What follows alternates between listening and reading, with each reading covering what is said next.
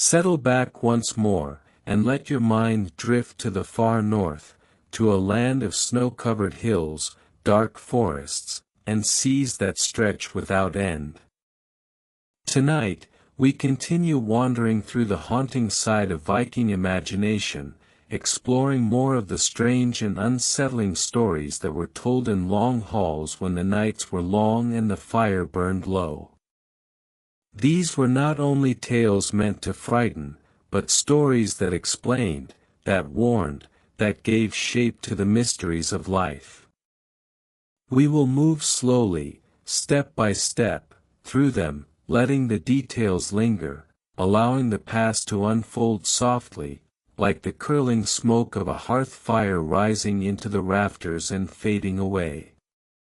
The people of the Viking Age lived close to death. Their lives were short and often difficult. A poor harvest, a sudden storm, a raid, or an illness could bring an end to whole families. In such a world, the unseen carried weight. Spirits, ghosts, and omens were not distant ideas but everyday companions, always nearby, always possible. And so, more and more stories grew in their imaginations, stories that crept into their sleep, stories that were told to children, and stories that still linger in sagas and folktales centuries later.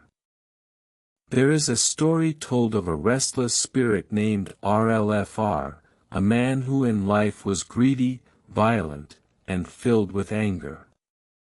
When he died, his body was laid in the earth, but the earth did not hold him. He rose again, a draugr, swollen and dark, his eyes burning. He haunted the land around his farm, killing livestock, scaring travelers, and bringing plague wherever he walked. His mound became a place of fear. Men who approached it heard strange sounds at night, the pounding of hooves, the cries of cattle, though no living animal was near. Some brave souls attempted to burn his body, but the draugr was so strong that he rose even from the flames.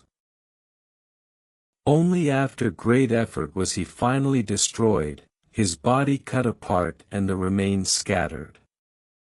Stories like this were not only about monsters, but about the dangers of cruelty in life. They reminded people that the way one lived could shape what came after, that greed and anger could cling even into death. Other legends spoke of the strange ways that the dead could linger near the living. There were tales of those who dreamed of the dead, only to awaken and find marks upon their bodies, as though hands had touched them in the night. Some said that if you sat too long upon a burial mound, the dead within could reach up and draw you down into the earth. Farmers warned their children never to play upon the mounds that dotted the landscape, those grassy hills that seemed so harmless, for beneath them lay power, and the dead did not always sleep peacefully. There were also tales of hauntings not by men, but by women who had died with sorrow. One such legend told of a woman who perished during childbirth, her spirit restless, wandering the hall where she had once lived. At night, her cries could be heard, soft at. The fire crackles low, its light flickering across the carved beams of the hall, and as you listen, we drift further into the shadows of Viking memory, where the world of the living and the world of the dead brushed so close together that people often struggled to tell which side of the veil they were standing on. In this next telling, the night grows deeper, and the legends grow stranger, their shapes stretching across the seas, the forests, and the long-forgotten burial mounds of the north. These are not tales for the faint-hearted, but they are the stories that once made weary travelers and lonely farmers sit closer to the hearth, whispering, and sometimes crossing themselves long before Christianity ever touched their shores. Among the many Viking legends that survive, perhaps none are as haunting as the whispers of the dead who refused to remain still. These were the Draugr, the restless corpses, their bodies bloated and blackened, their strength greater than that of any man alive. It was said they carried the cold of the grave with them, and when they rose, livestock withered, crops failed, and entire families fell into despair. One of the most chilling of these stories comes from the sagas, where a man named Glamour was cursed in death to wander forever in restless fury. Glamour had been a shepherd, tall and strong, but with a temper as fierce as a storm. One winter, he disappeared into the snow, devoured, people said, by trolls that roamed the mountain passes. His body was never properly buried, and from that neglect grew a horror that haunted generations. Travelers claimed to see him walking at night, his eyes glowing like frozen stars, his body stiff and swollen. Doors would rattle on their hinges when he passed, and cattle would break their ropes in blind panic. The saga tells that no one dared spend the night near the old pastures where Glamour had once worked, for his shadow still wandered there, heavy and dreadful, pressing on the chest of any who dreamed too close. But what made Glamour's tale most terrifying was the curse he left upon the hero Grettir, who fought him in a desperate struggle beneath the pale winter moon. Though Grettir won and drove the Draugr into the earth, he was never free of its touch. From that night forward, Grettir feared the dark, and in the end, it was this fear that sealed his doom. The Vikings understood the lesson here. It was not only the body that could be haunted, but the very soul, marked forever by an encounter with something that should not walk the earth. Beyond the Draugr, other legends grew in the long winters when the wind screamed across the fjords. There were stories of ghostly mothers who searched endlessly for their children, lost to sickness or storm. In these tales, villagers sometimes saw pale women drifting along the shorelines, their arms outstretched, their faces streaked with tears that froze before they reached the ground. Fishermen swore they heard the cries of babies carried on th. The night settles over the long northern coast, and once again, we turn to the strange, shadowed stories that the Vikings whispered when fires burned low and the world felt a little closer to the realm of spirits.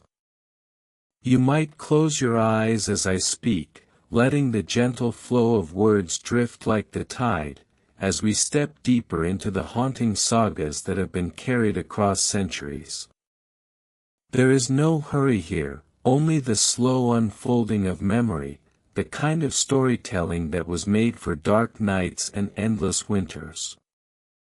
In the villages of old Scandinavia, people often said that the sea itself held secrets more terrifying than any land-born ghost. For the Vikings, who spent so much of their lives at sea, water was both a pathway to fortune and a passage into danger. They told tales of the ghostly longship, a vessel that appeared without warning, sliding across the waves with its torn sail flapping though no wind stirred the air.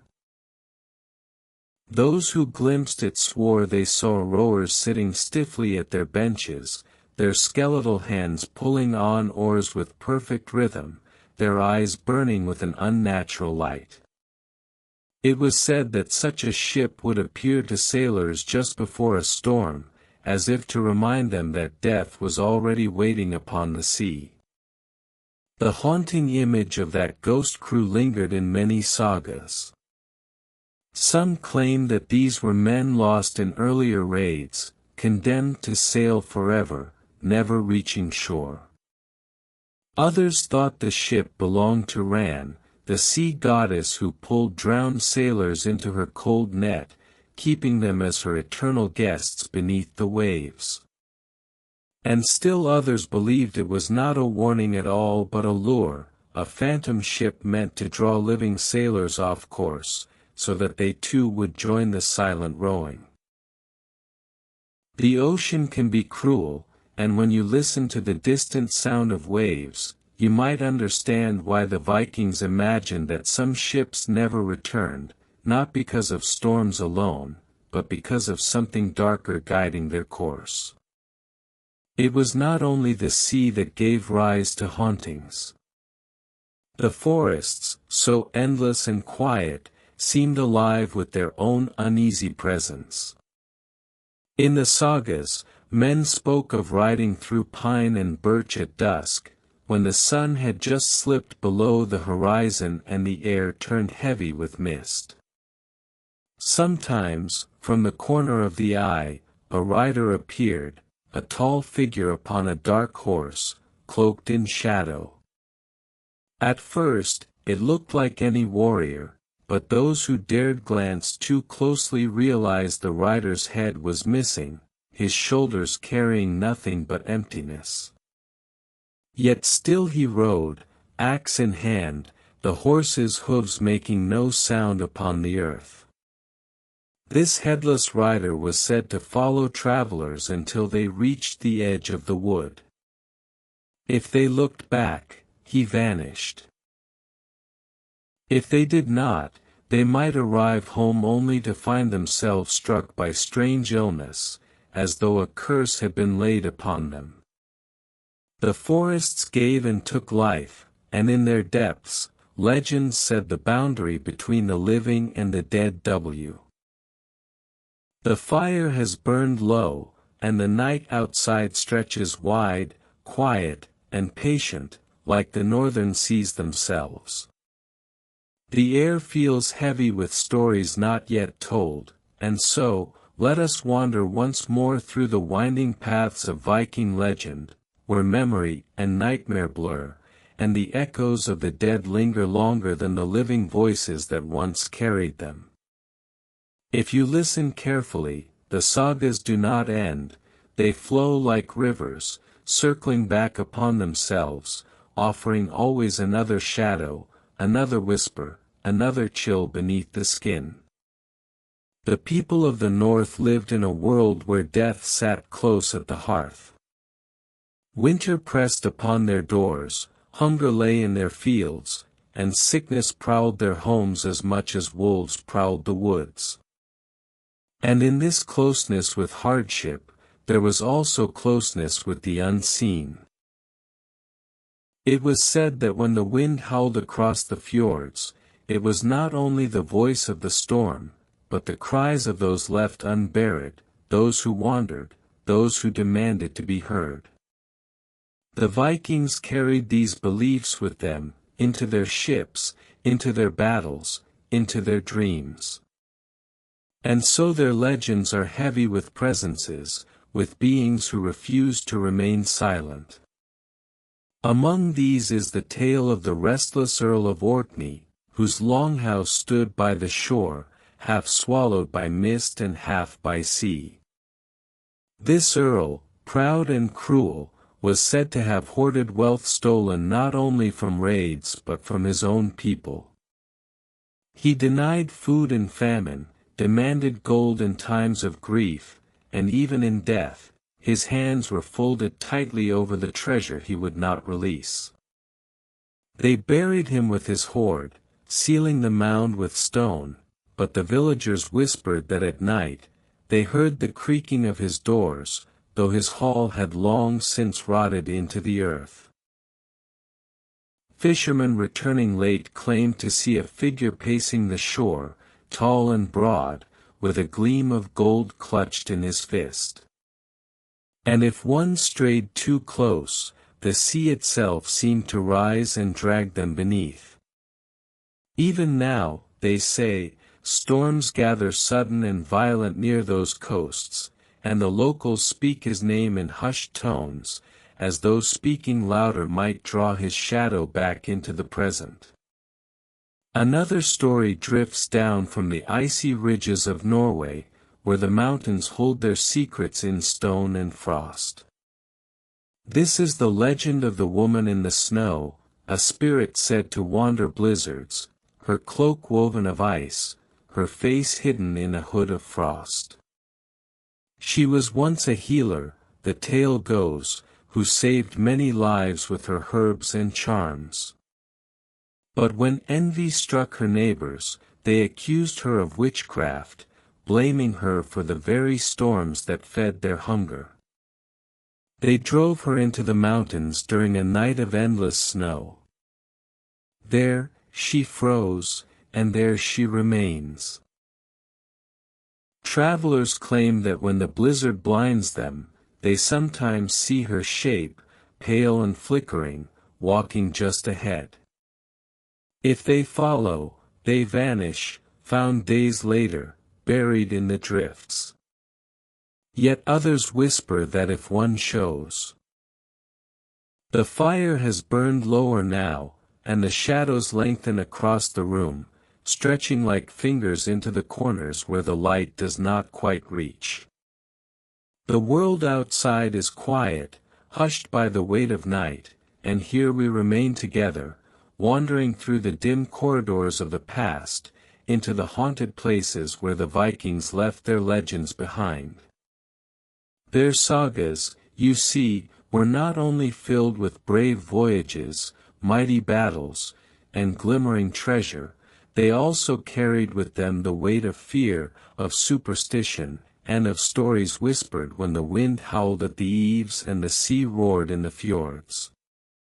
And so, as you rest and drift, let us follow those shadows a little further, tracing the shapes of the most haunting Viking tales, the kind that clung to the edges of their lives and reminded them that beyond the world of men there was another, darker place, where spirits walked, where voices whispered, and where the restless dead never truly slept.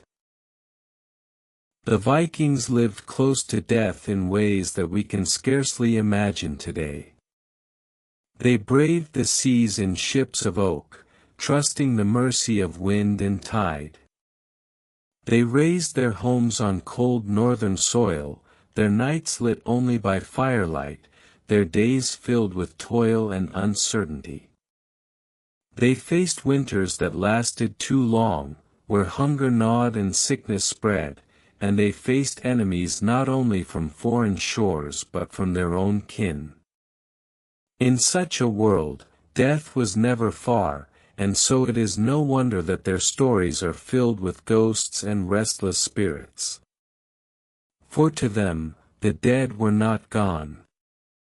They lingered, bound to the living, sometimes in sorrow, sometimes in anger, and sometimes as guardians of what they had possessed in life.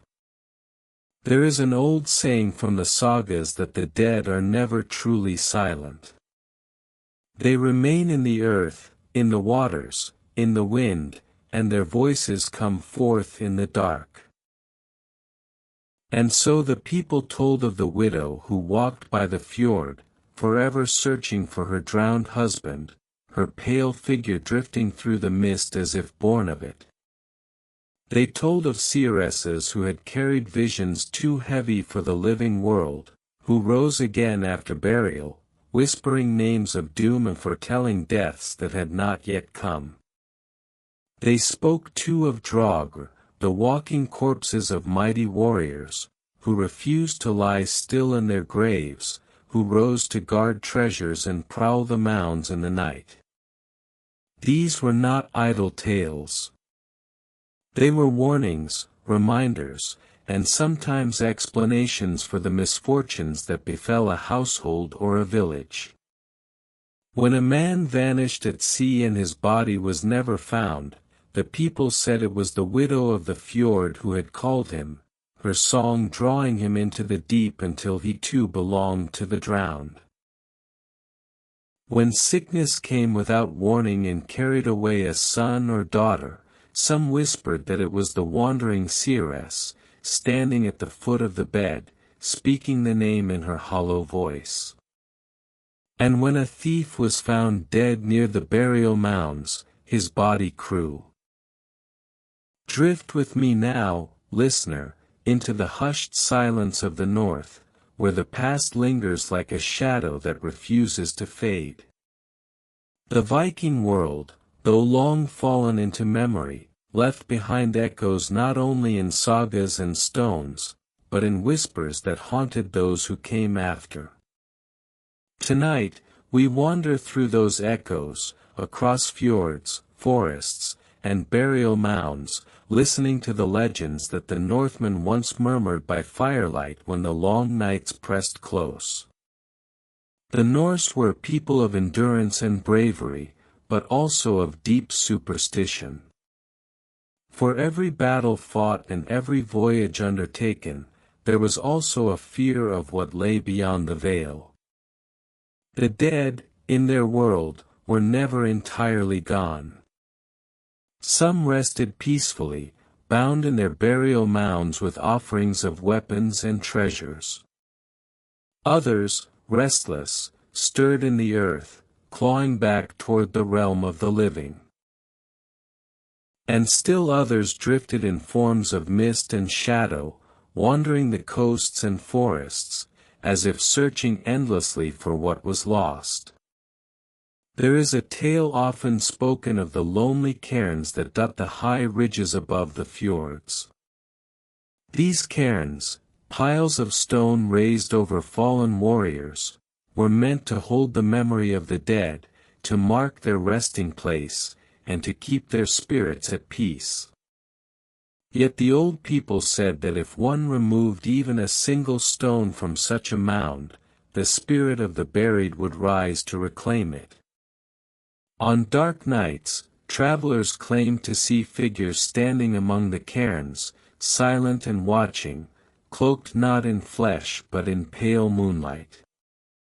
Their eyes, it was said, were hollow yet burning, as though lit from within by the fire of their unending hunger.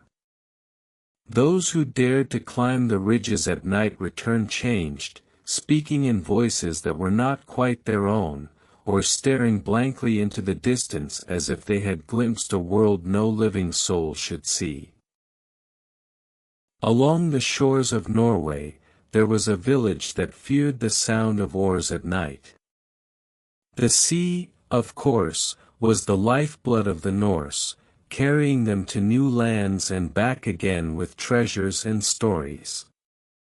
But this village whispered of a ghostly ship, its sail blacker than the void of midnight, its oars cutting silently through the waves. Fishermen, alone on the water, swore they had seen it glide past, soundless and swift, vanishing into the fog. They called it the ship of the dead, and it was said that to see it was to invite disaster. Soon after such sightings, storms would rise suddenly, sweeping boats beneath the waves. Families claimed that those who drowned did not die alone, they were taken aboard that spectral vessel, their faces glimpsed among its pale, silent crew whenever it passed again. Some believed the ship was Naglfar, the vessel made of the nails of the dead, destined to sail at Ragnarok. Others thought it was a curse laid upon the village by wronged ancestors. Whatever the truth, no man who saw it ever sailed long after. In the Icelandic sagas, there are countless stories of Draugr, the North has always been a land where stories cling like frost to stone, where winds whisper across mountains and fjords as though they carry the voices of the dead. The Vikings, who sailed across seas and carved out lives from forests and ice, did not imagine the world as silent or empty. To them, the land itself breathed with spirits, with presences seen and unseen, with tales that lived longer than any man's memory. To speak of haunting in the Viking world is not only to speak of ghosts, but of the strange echoes of human life that refused to die, of shadows that grew where grief and violence left their mark. And so, we continue, wandering deeper into the twilight of Viking legends, where each tale moves like a lantern swaying in the darkness, casting more shadow than light, yet guiding us forward still. There is a story told of the drowned men of the fjords, the sailors who did not return from the sea. To the living, the ocean was both a gift and a grave, feeding them with fish and bearing them to distant shores, yet it claimed lives with little mercy. In the villages along the coast, families kept watch during storms, waiting for the sight of a sail, for the shout of oarsmen returning home. When days passed and no ship appeared, sorrow settled like fog, heavy and unmoving. Yet sometimes, long after the bodies had been swallowed by the water, shapes would be seen walking along the shore at night. Fishermen claimed they saw men soaked to the bone, dripping with seaweed, stumbling up from the tide as though still searching for their homes. These drowned figures were said to stand silently outside the doors of their longhouses, peering in through smoke holes, watching wives and children eat at the fire. They did not knock, did not speak, only stood in the dark until the tide pulled them away again. The people called them the havdrager, the sea drogger, restless souls of sailors who had no proper grave. In one coastal village, an old woman spoke of her husband who had been lost at sea many winters before. She said she woke often to the sound of dripping water, though no rain fell. And when she looked to the far side of her hall, she saw him standing there, hair tangled with kelp, eyes as pale as the moon. He never moved, never spoke, but she swore she could smell salt and decay in the air, as if the ocean itself had entered her home. To ease such hauntings, families would light small fires along the shoreline, offerings of warmth and light to guide the drowned back into the depths, hoping they would finally rest. Yet still the tales persisted, whispered to children as warnings never to mock the sea, for it always remembers its own. But the sea was not the only place where the dead walked. Inland, among the forests and fields, another presence lingered. The Vikings buried their dead with great care, raising mounds over kings and warriors, placing swords and rings and even sacrificed horses within, as though the afterlife demanded wealth as muc. Beneath the northern skies, where long winters swallowed both light and sound, the Norse people told stories not simply for amusement but as a kind of survival. The fire within the longhouse could keep away the cold, but only the stories could keep away the deeper chill of dread, the dread of what lay beyond the visible world. For the Vikings believed that the line between the living and the dead was not a solid wall but more like a fragile curtain, swaying in the wind, thin enough that sometimes the two realms brushed against each other. And in those moments of contact, strange things were seen, voices were heard, and memories too heavy for silence found a way back into the world of men. Among the many legends that seeped into the long nights of Scandinavia, some told of restless spirits who rose from their mounds, while others spoke of ghosts at sea, or hidden beings who lived within the forests. These were not distant tales told to children to frighten them. They were stories recounted in whispers by farmers, by sailors, by widows who swore their dead husbands stood at the threshold, dripping with seawater. The Viking world was alive with such whispers, and in that half-light between memory and dream, their stories have drifted down to us. One such tale was spoken often in the fjords of western Norway. It told of the drowned men of the sea. Sailors who perished in storms were not always believed to rest peacefully in Odin's hall. Some, it was said, became known as the Draugr of the sea, restless corpses who still walked, though their bodies had long since been claimed by the deep. They were not skeletons or half-decayed shades, but rather figures bloated, dripping, carrying the scent of brine and rot.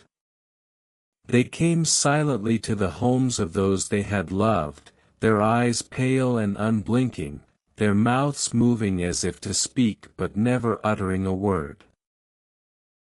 The villagers described hearing the sound of dripping water where no water could be, of seeing footprints on the frozen ground though no man had walked across it. They were harbingers of sorrow, reminders of debts unpaid, of goodbyes unsaid. And in every longhouse where the tale was told, people fell into uneasy silence, as though listening for the faint sound of water dripping outside their door.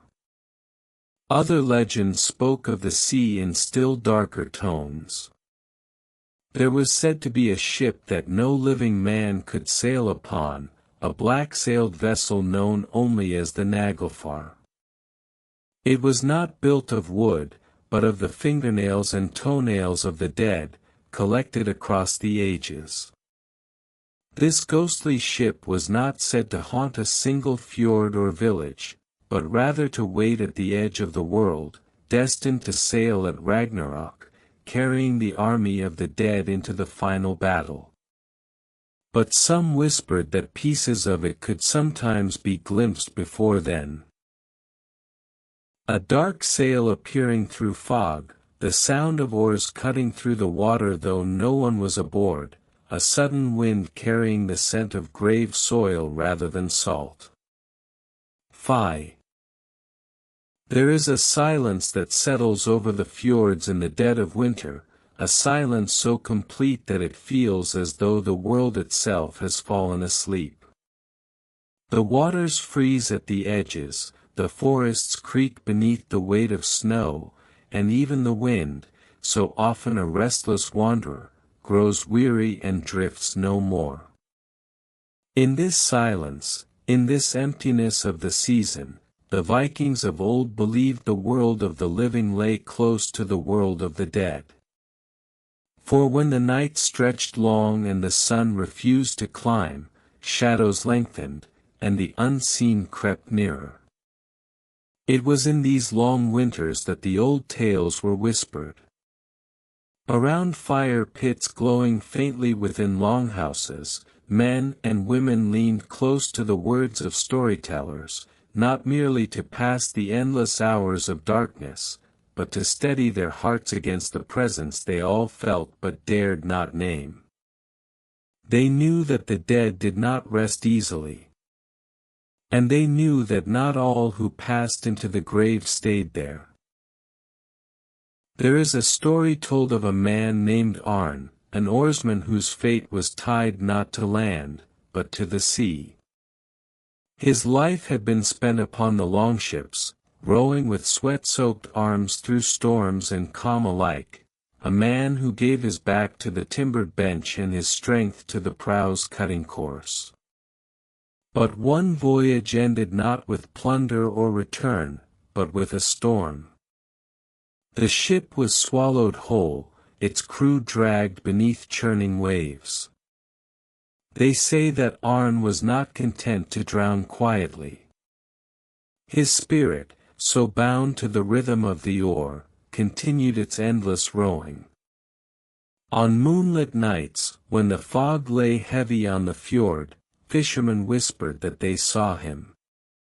A longship, black as pitch, gliding without sound across the still waters. No sails, no cries of men, only the faint motion of oars dipping in and out. And at the center, Arn himself, his skin pale and swollen from the sea, beard tangled with seaweed, eyes glowing faintly like the cold gleam of moonlight on ice. The ship never drew near, but its sight alone chilled men to their bones. For it was said that if Arnie's silent vessel came too close, a living sailor would vanish, taken to row forever in that ghostly crew, bound to the endless voyage that the drowned had begun. To the Vikings, this tale was not mere fancy.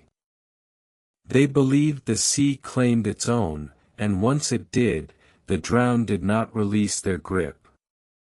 Children were warned to stay clear of the waters when the mist was thick, lest they hear the splash of oars where no boat should be. For if one answered that call, even with a curious glance, they might feel the cold hand of Arnie's spirit drag them into the deep. But Arn was not alone in these whispered tales. There was also the story of Freydis, the shield maiden who died in battle. Unlike Arn, who was bound to the sea, Freydis wandered the valleys where her blood had been spilled.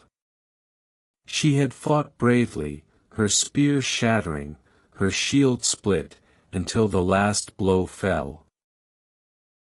Yet her spirit, restless, lingered on the winds.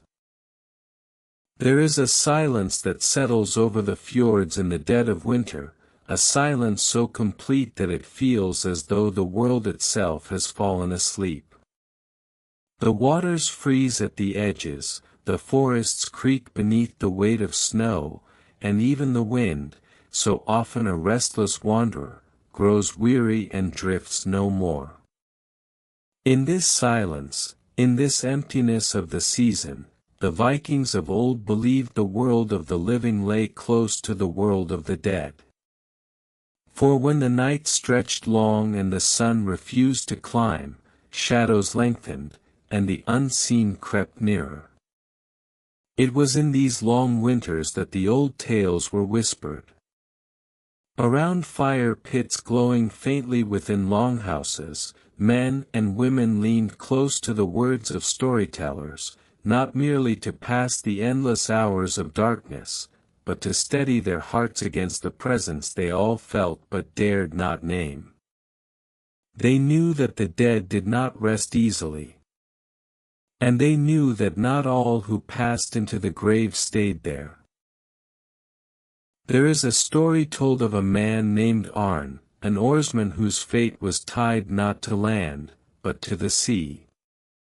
His life had been spent upon the longships, rowing with sweat-soaked arms through storms and calm alike, a man who gave his back to the timbered bench and his strength to the prow's cutting course.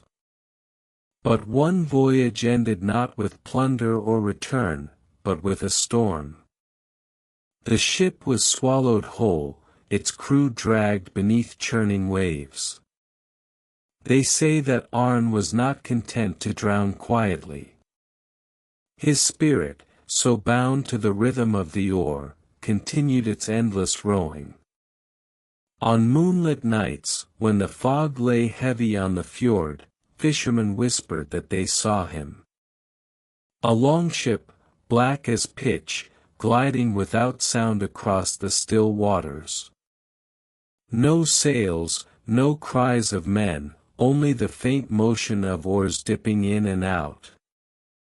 And at the center, Arn himself, his skin pale and swollen from the sea, beard tangled with seaweed, eyes glowing faintly like the cold gleam of moonlight on ice.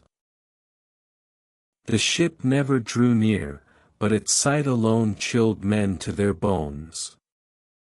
For it was said that if Arnie's silent vessel came too close, a living sailor would vanish, taken to row forever in that ghostly crew, bound to the endless voyage that the drowned had begun. To the Vikings, this tale was not mere fancy. They believed the sea claimed its own, and once it did, the drowned did not release their grip. Children were warned to stay clear of the waters when the mist was thick, lest they hear the splash of oars where no boat should be. For if one answered that call, even with a curious glance, they might feel the cold hand of Arni's spirit drag them into the deep. But Arn was not alone in these whispered tales. There was also the story of Freydis, the shield maiden who died in battle. Unlike Arn, who was bound to the sea, Freydis wandered the valleys where her blood had been spilled. She had fought bravely, her spear shattering, her shield split, until the last blow fell. Yet her spirit, restless, lingered on the winds.